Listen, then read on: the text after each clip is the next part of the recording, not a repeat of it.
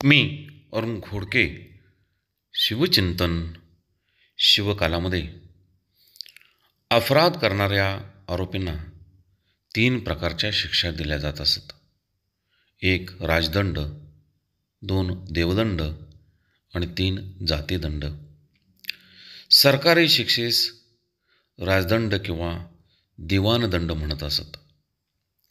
धार्मिक व आत्मिक दोष परिमार्जनास देवदंड म्हणत असत व जातीदंड ही एक प्रकारची सामाजिक शिक्षा होती. दिवाणदंडाची अंमलबजावणी सरकारचे अधिकारी करीत व दुसऱ्या 2 दंडांची अंमलबजावणी अनुक्रमे ब्रह्मसभा किंवा जातीसभा करीत असत. अतिसाहसी मनुष्य जातीबाह्य समजण्यात येत. सरकार त्यास द्रव्यदंडाची अथवा कारावासाची योग्य ती शिक्षा देत असे. ती भोगल्यावरती तो क्षेत्रीच्या ब्राह्मसभेकडे जाई व ब्राह्मसभेस शुद्धीकरणाविषयी विनंती करणारे दिवाणाचे पत्र सादर करीत असत.